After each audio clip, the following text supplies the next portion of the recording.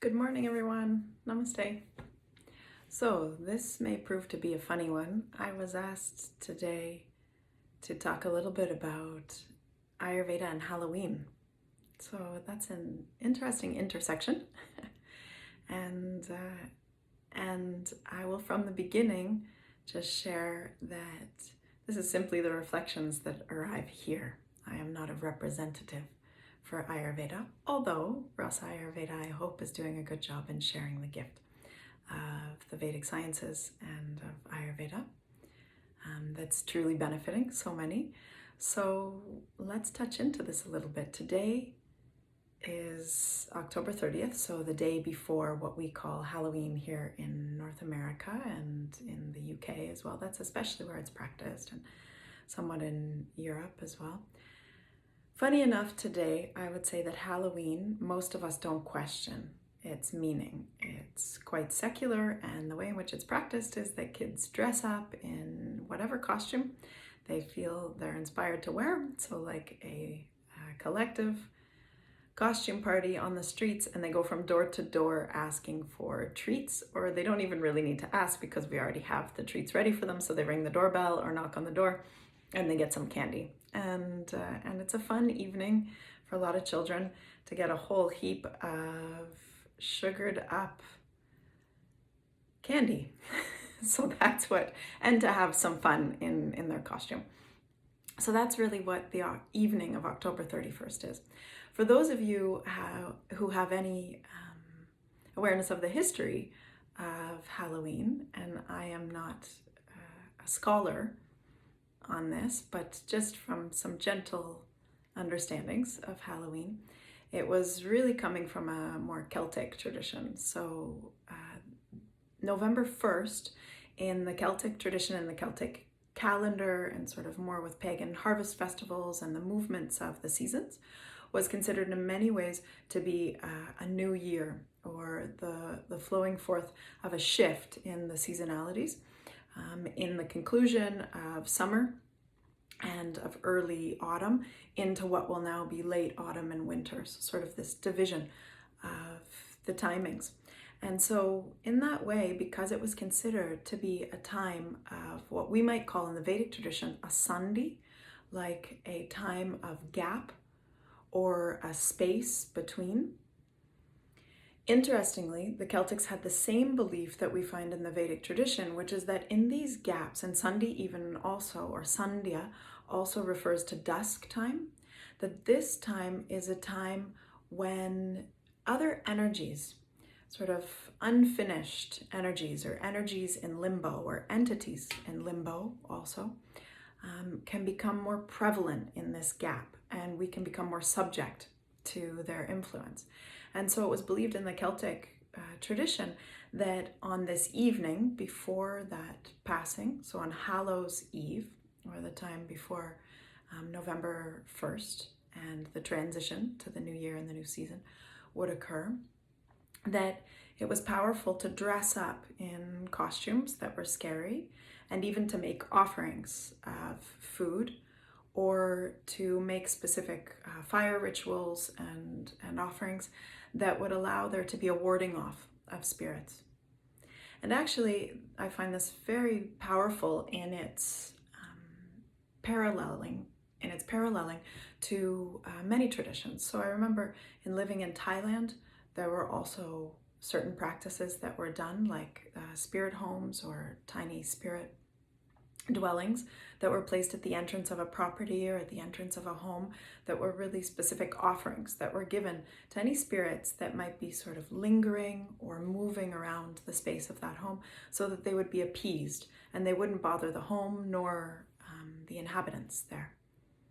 Similarly, these rituals in Days of the Dead in Mexico, and also in other cultures that practice shamanism, or that have a strong shamanistic influence, they will have specific practices like Days of the Dead to make specific offerings to recently passed spirits, recently passed beings, so that they don't try to dwell into our realm and to take from this realm, or to take or to inhabit from living beings.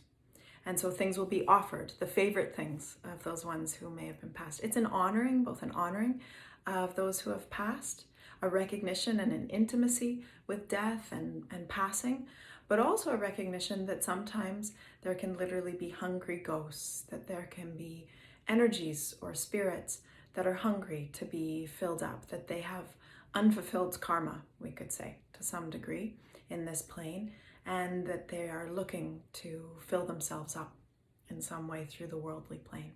This is not something intended to scare all of us. We can even think of demons or ghosts as the demons and the ghosts that exist in our own minds. That often the demons of negativity or the demons of old patterns or the demons of our conditioning are hungry and looking to be fulfilled by one strategy or another. Recycled strategies that we've used in the past that we know are going to harm or hurt us, and yet for some reason we follow the same trajectory. So as I share this, I hope that you're thinking of spirits, demons, entities, and these energies in a wider perspective as well. Not necessarily the concept that may be collectively agreed upon, which is some kind of hovering ghost-like structure that can be seen in the worldly plane. So in considering all these things, when we look at how we practice Halloween today, there might be a couple invitations from a Vedic perspective, from an Ayurvedic perspective. One consideration I would invite you to bring into your home, and if you have children, to bring into their lives as well, is to just take a moment to consider with them this evening and to consider what impermanence is, what their relationship is also to spirits or to energies or to passing and to death. This may seem morose or it may seem like too much to share with children, but actually I believe that that's also a collective concept that we've agreed upon, that children have an intimate connection to the worlds that are unseen maybe by the physical eye, and that when we speak to this openly, there can be much less fear about these other realms of existence, to the way in which Prakriti, the way in which nature and manifestation can exist well beyond this material physical plane, and they truly have an intuitive and an intimate connection to the energetic sphere. So I believe talking about these things is powerful. Also talking about impermanence and death, just gently bridging the topic of what it is to pass and revering those in our lives who have passed. Maybe a second invitation might even be to take it beyond the conversation to an actual reverence and cherishing of those who have passed. Maybe taking a moment in your own home or to go to the graveyard where maybe a family one, a dear one, a loved one in your life has passed, and to involve children in the offering. So offering something in respect and in love to that one who has recently passed, to allow them to be at peace. And to even converse about that with our children, what it is to be at peace when we pass. That, as we spoke of in an earlier vlog, there's only one true thing that each of us can really know in this life, and that is that this body-mind structure will be passing, that it's bound to temporality. And so if we come as children to understand that, that can be a really powerful catalyst to live into really full lives while we're here and embodied.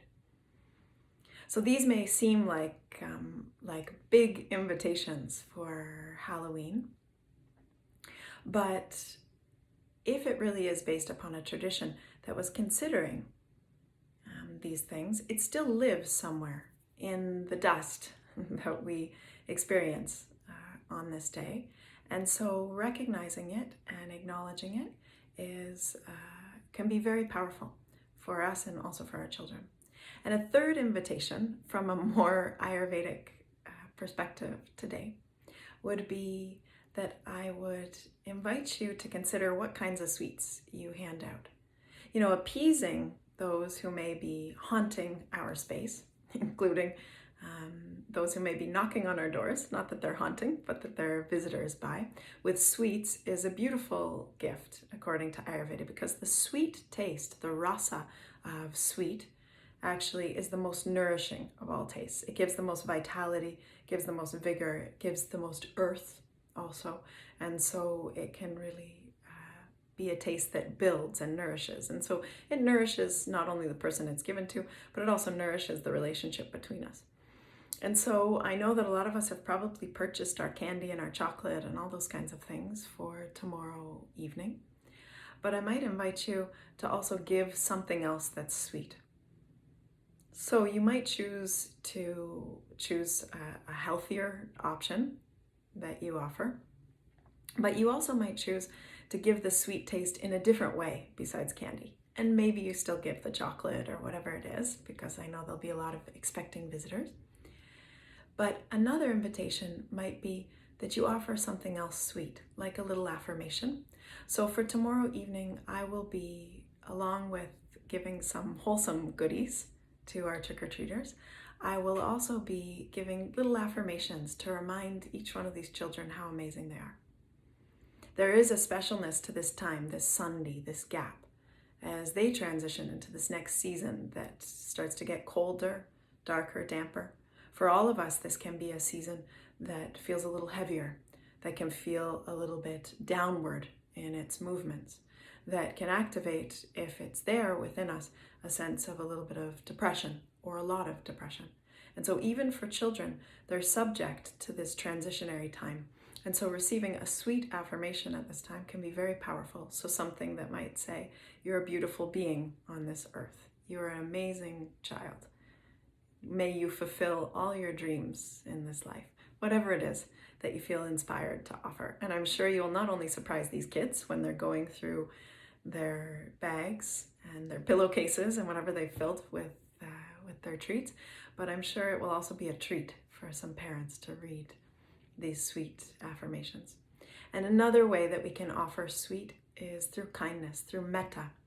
So loving kindness. And I would really suggest that tomorrow evening when children come to visit the door, that each one of them you shower with loving kindness from your heart. It can be totally unspoken, but really that you look at each one of these children as a gift, and that you really see the goodness in each and every one of these beings, even if they're slightly naughty when they're knocking or they're playing tricks in their walking about. I would still suggest that this could be a very powerful practice if, as a collective, we opened the door with heartfulness and we offered them something with heartfulness. We used the arm, truly, the right arm, as a giving of dana, of generosity. So not just of the treat, but also as a giving of our hearts. So seeing these children and offering them a warm smile, both on our faces, but also from our hearts. That every child may truly know what it is to be free from the ghosts, the demons of their own conditionings and their own minds, and the collective demons that may be very challenging for some children at this time and may be contributing to suffering for the small beings on this planet. So tomorrow could be a very powerful evening for all of us if we collectively offered this as a treat as well. So these are some of my reflections for today and as we move tomorrow into Halloween. And I hope that this brings a little Ayurvedic and Vedic perspective to this day. There's so much more that could be said, but truly, as always, may this bring a little bit of inquiry to something that we may not have contemplated previously. And may it be a beautiful evening for you and yours and your family and the children on the streets. May everyone walk together in community and also in safety and in joy. Okay, thank you everyone. Have a beautiful, beautiful day, and we will connect again soon. Namaste.